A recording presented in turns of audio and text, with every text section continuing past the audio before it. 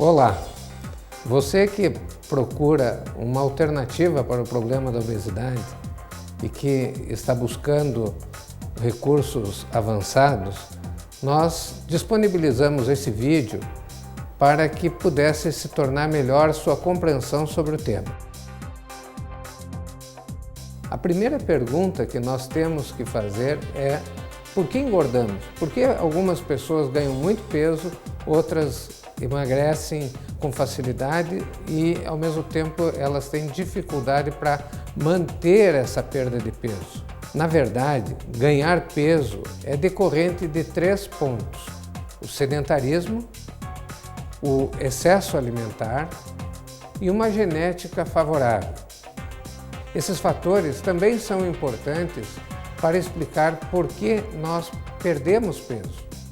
Daí se pode compreender por que em famílias de pessoas que têm obesidade, os filhos tendem a ter obesidade. Apesar de compartilharem do mesmo ambiente, eles tenderão a ganhar peso porque geneticamente foram programados para ganhar calorias, para absorver essas calorias e transformar em gordura. Então, como emagrecer? É importante, obviamente, fazer atividade física, também o controle alimentar se torna importante, mas quando nós falarmos em manutenção da perda de peso ou um controle num período prolongado, aí entra a característica genética de cada um. Tem pessoas que conseguem, ao longo da vida, com pequenos cuidados, se manter dentro de um peso adequado. No entanto, pessoas que engordam muito, até por uma característica genética, têm uma dificuldade muito grande de manter o controle do peso.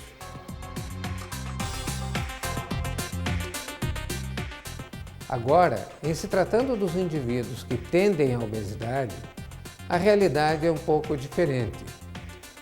Ocorre um ganho e perda de peso sucessivos, e esse chamado efeito sanfona determina o aparecimento de inflamação, aumenta a insulina no organismo, a liberação de radicais livres e gorduras circulantes vão determinar um efeito metabólico, que se caracteriza pela síndrome metabólica e também pelo aparecimento ou favorecimento na ocorrência de câncer.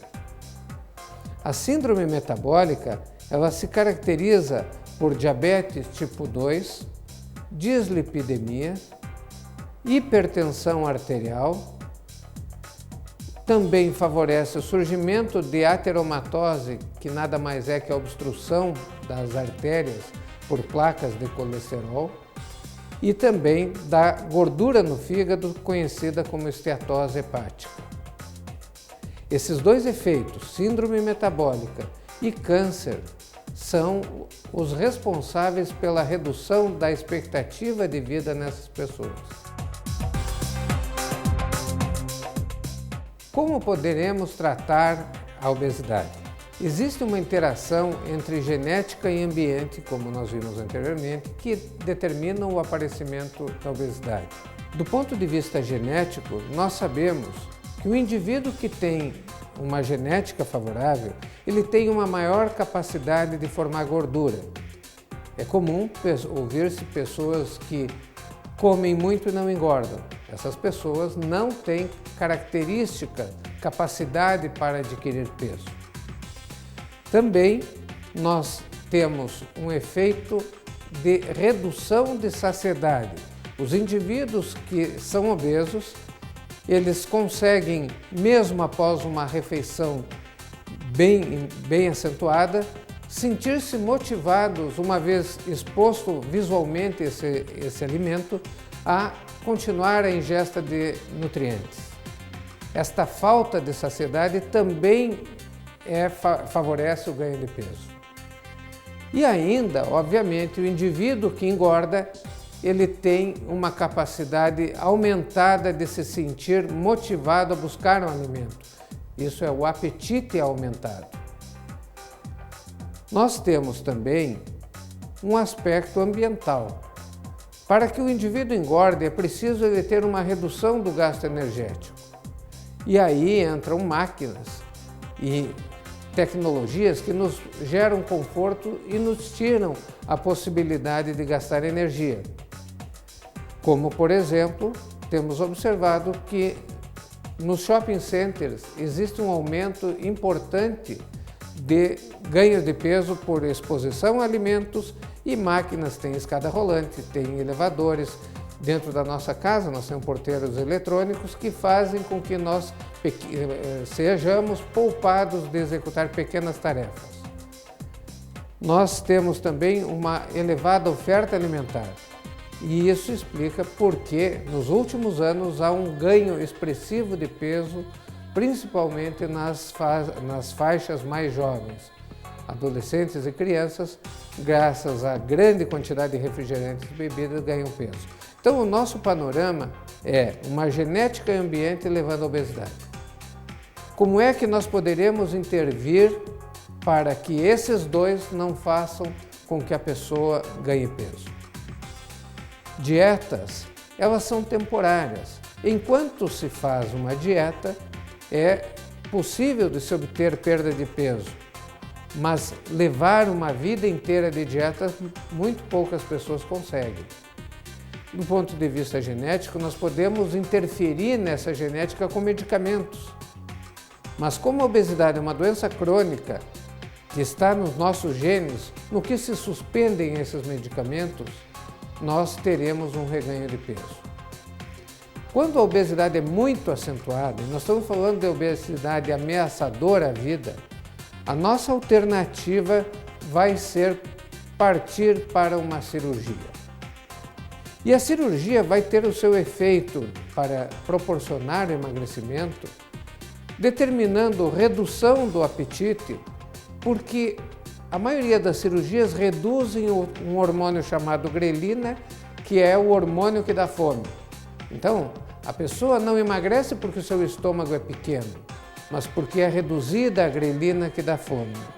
Ainda, nós teremos um efeito de aumento de hormônios que geram a saciedade. Ou seja, o indivíduo passará a comer e quando começou a comer em um pequeno volume, já vem uma mensagem a nível cerebral, que é determinado, sobretudo, pelo hormônio chamado GLP-1, atua no cérebro dizendo não precisa mais comer e ele deixa de ter interesse pela comida. Assim, a cirurgia emagrece por diminuir a fome, aumentar a saciedade e recentemente se observou que ela diminui, o mecanismo não é muito claro, mas ela diminui a formação de gordura. Quais são os tipos de cirurgia que nós poderemos utilizar? Existem basicamente 4 técnicas operatórias que são utilizadas no mundo inteiro. A cirurgia da banda gástrica, nós temos também a cirurgia que se chama gastrectomia vertical,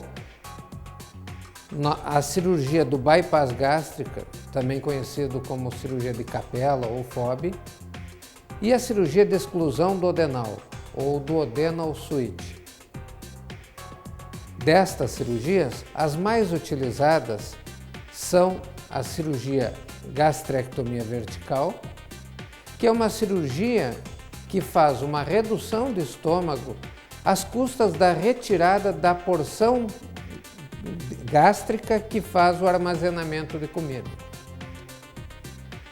Na cirurgia do bypass gástrico não se retira absolutamente nada, apenas se faz uma redução do volume do estômago que irá armazenar alimento e se efetua um desvio para o intestino. Esse desvio não tem uma finalidade de promover grandes desabsorções, ou seja, de impedir a absorção de nutrientes. Acontece que nessas duas cirurgias nós teremos liberação de hormônios que fazem redução do apetite e termos saciedade. Ou seja, o indivíduo comerá um pequeno volume e dirá: estou satisfeito, comi o que eu preciso e não tenho vontade de seguir comendo. De tal forma que às vezes as pessoas acham que fazer uma cirurgia vai proporcionar o desconforto de ter vontade de comer e não conseguir, e na verdade não acontece isso. Ele tem vontade, mas se sente plenamente satisfeito com um pequeno volume de alimento. Essa animação vai mostrar para vocês como é que se procede a cirurgia por laparoscopia. Com a colocação de algumas peças, alguns dispositivos que permitem a introdução de pinças na cavidade abdominal, sem se fazer cortes propriamente dito na parede abdominal, nós conseguimos fazer a execução da cirurgia igualmente à cirurgia aberta, em que se faz uma redução do estômago com o uso dos grampeadores. Da mesma forma, se secciona o intestino e se faz um desvio do pequeno estômago para o intestino. Esta é a cirurgia do bypass gástrico. Observem então que nós teremos dois caminhos, um pelo qual vem o alimento, no outro vem as enzimas digestivas produzidas pelo estômago excluso, e dali para frente segue-se o processo normal da digestão. Esta então é a cirurgia do bypass gástrico. Nessa outra animação, nós veremos então como se procede a cirurgia chamada gastrectomia vertical. Vocês verão que é um pouquinho diferente da cirurgia anteriormente demonstrada. A colocação dos portais para trabalho são inseridos de maneira similar. No entanto, a cirurgia ela é um pouco diferente. Nesta, nós não objetivamos mexer no intestino. Haverá apenas uma redução do volume do estômago. Esta é uma cirurgia um pouco mais recente, mas sua aceitação tem aumentado progressivamente. Hoje, 30% das cirurgias são desse tipo. Então, nós temos um grampeamento que irá separar o estômago em duas porções, sendo que a porção que faz o armazenamento será removida do paciente. Nesta cirurgia, nós iremos realizar apenas uma redução de volume de estômago, mas que com a retirada de uma porção do estômago chamado fundo gástrico, que é onde armazena o alimento, nós retiraremos a parte do estômago que produz o hormônio grelina que dá fome.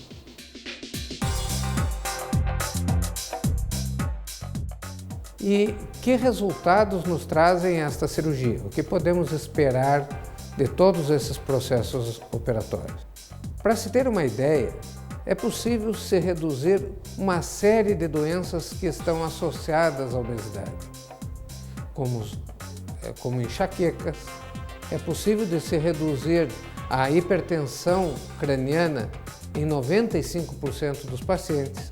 Nós poderemos melhorar os distúrbios de colesterol e triglicerídeo em mais de 60%, a esteatose hepática melhora em 90%, a síndrome metabólica e o diabetes melhoram em mais de 80% e tantas outras como dores articulares, a doença do refluxo, doença venosa. Nós teremos uma melhora significativa à medida que o paciente perder peso. Do ponto de vista clínico, um estudo realizado com mais de 20 mil pessoas encontrou uma redução média de peso de mais de 60%, melhora do diabetes, do colesterol, triglicerídeo, hipertensão arterial e apneia do sono em torno de 90%. Nenhum tratamento clínico consegue oferecer uma melhora tão adequada. Obviamente que, como todas as cirurgias, existe um risco, mas o risco é extremamente baixo, é inferior a 0,5%. Assim, com sua colaboração e seguindo as orientações da equipe multiprofissional, você terá uma recuperação muito tranquila e 90% dos pacientes receberão alta nas primeiras 24 horas de cirurgia. Após essa alta hospitalar, o paciente estará progressivamente sendo preparado para retornar às suas atividades. É comum, na cirurgia laparoscópica, haver uma rapidez muito grande de recuperação física. O paciente poderá em uma semana estar dirigindo, em 20 dias fazer alguma atividade física e após um mês ele estará apto para iniciar, por exemplo, uma academia.